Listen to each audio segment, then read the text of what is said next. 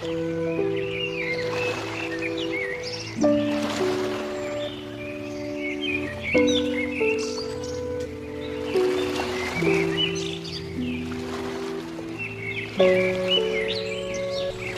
इन मछलियों को बेचकर मुझे अपने बाबा के लिए दवाई लेकर जाना है।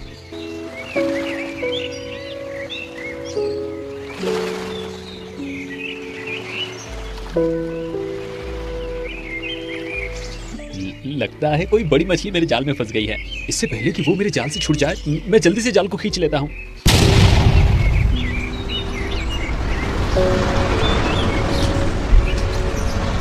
अरे अचानक से ये तूफान कैसे आने लगा?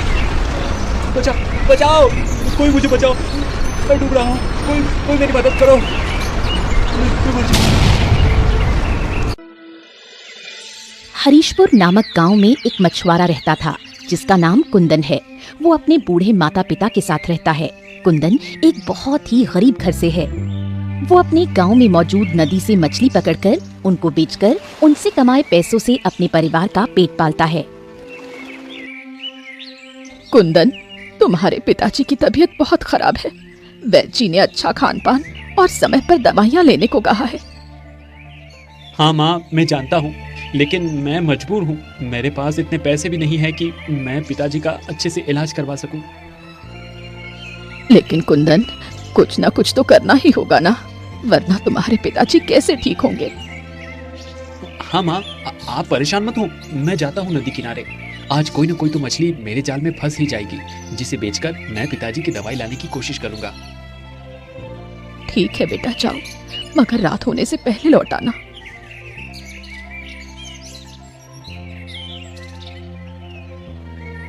अरे कुंदन, रुको, तुम ये खाने का डिब्बा रखना तो भूल ही गए। इसे अपने साथ लेते जाओ, पता नहीं तुम्हें वहां कितना समय लगे। ठीक है माँ, लेकिन मैं जल्द ही वापस आने की कोशिश करूंगा।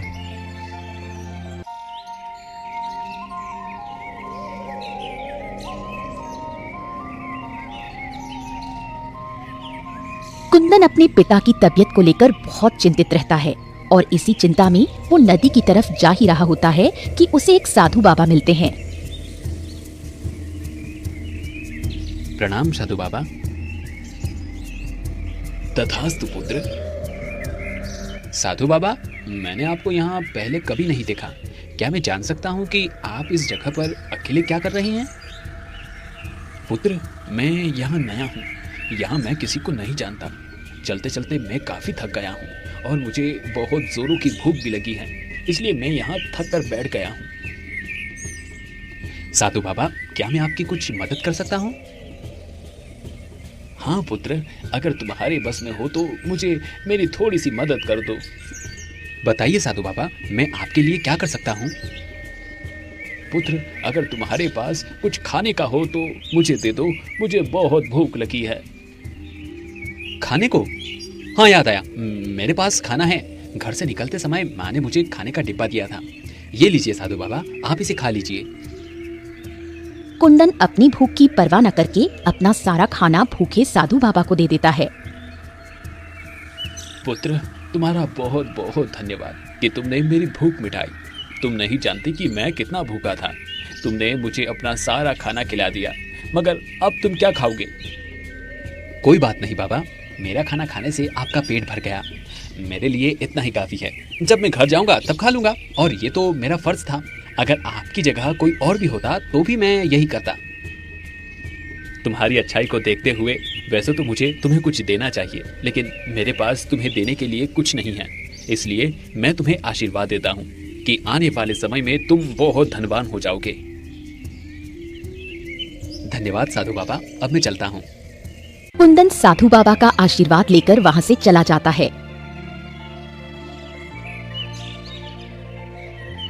और फिर उस नदी के किनारे मछलियों के इंतजार में बैठ जाता है।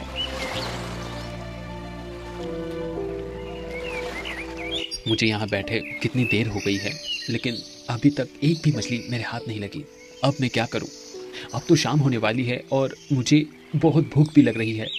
अगर मेरे पास खाना होता तो मैं कुछ देर और इन मछलियों का इंतजार कर लेता, लेकिन मुझे कुछ ना कुछ करके इन मछलियों को तो पकड़ना ही होगा, वरना मैं पिताजी के लिए दवाई कैसे लेकर जाऊंगा। और माँ ने मुझसे कहा था कि अंधेरा होने से पहले मैं घर वापस आ जाऊं। कुंदन नदी के किनारे बैठे बैठे अपने माता पिता की कही हुई बातों को सोच ही रहा था कि अचानक से उसके जाल में एक मछली फंसती है। अरे वाह, लगता है मेरे जाल में मछली फंस गई है। एक काम करता हूँ, जल्दी से इसको बाहर निकाल लेता हूँ, वरना कहीं ये मेरे जाल से फिर से ना निकल जाए। कुंदन मछली को निकालने के लिए जैसे ही हाथ बढ़ाता है, वैसे ही वो मछली उसके जाल से छूटकर पानी में गुम हो जाती है और कुंदन फिर से मायूस हो जाता है। अब मैं क्या करूँ? इतनी मुश्किल से तो एक मछली मेरे हाथ आई थी, वो भी मेरे जाल से छूट गई। कुंदन को नदी किनारे बैठे बैठे अब रात हो जाती है।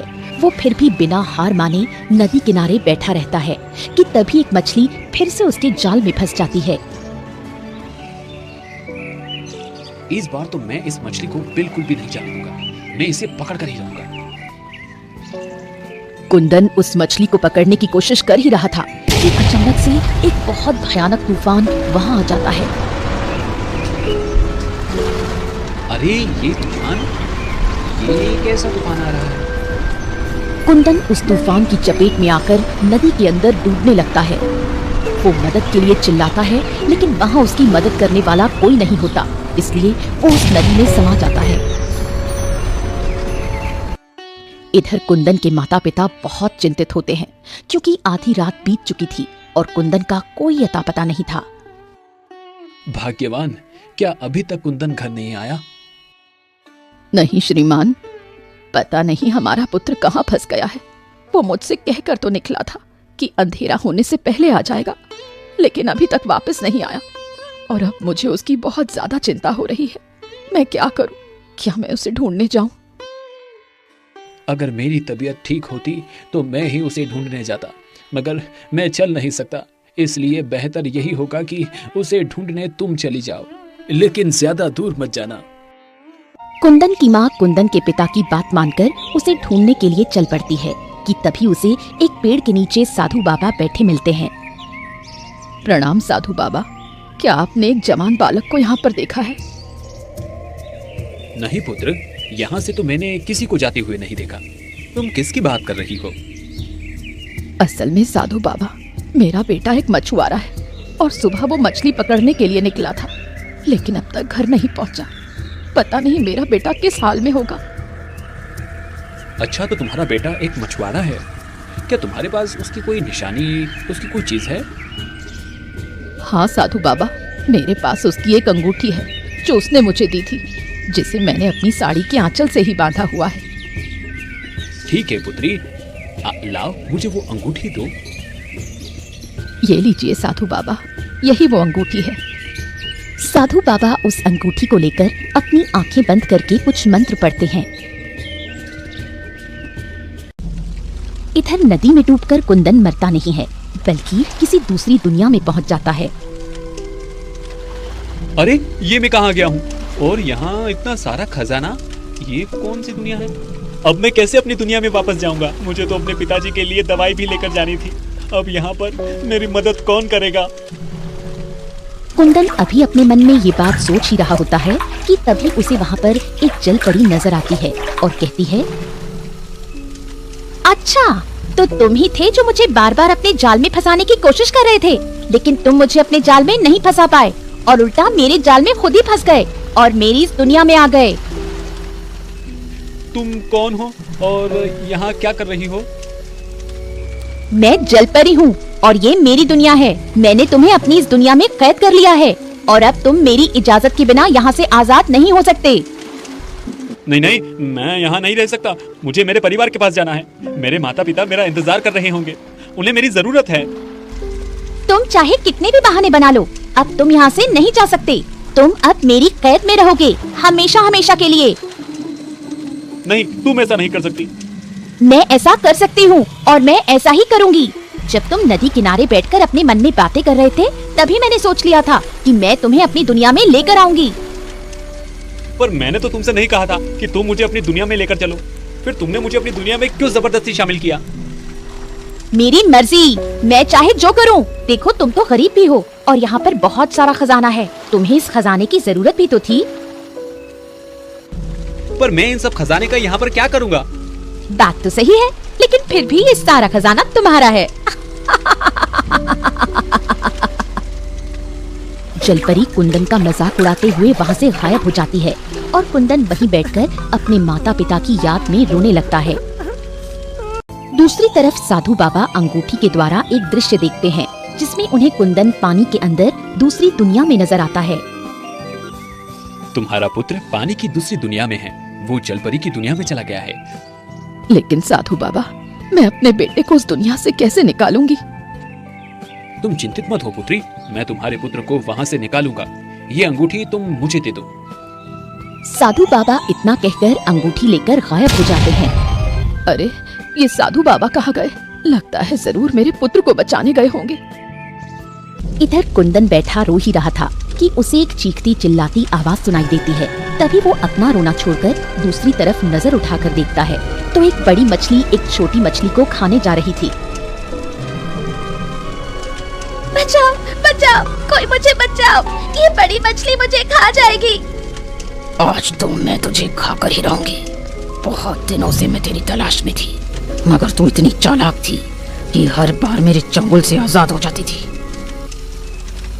छोड़ो इसे, तुम्हें शर्म आनी चाहिए। इतनी बड़ी होकर तुम इस छोटी सी मछली को खाना चाहती हो। कुंदन ये कहकर अपने पास रखे मछली पकड़ने वाले हथियार से बड़ी मछली को मारता है और छोटी मछली को बचा लेता है। तभी वहाँ साधु बाबा प्रकट होते हैं। प्रणाम साधु बाबा। बाबा आप यहाँ? हाँ पुत्र, मैं यहाँ। मैं तुम्हें यहाँ से आजाद करने आया हूँ। हे तपस्वी, आपको मेरा प्रणाम। आप यहाँ क्या करने आए हैं? जलपरी, मैं इस बालक को तुम्हारी कैद से आजाद कराने आया हूँ।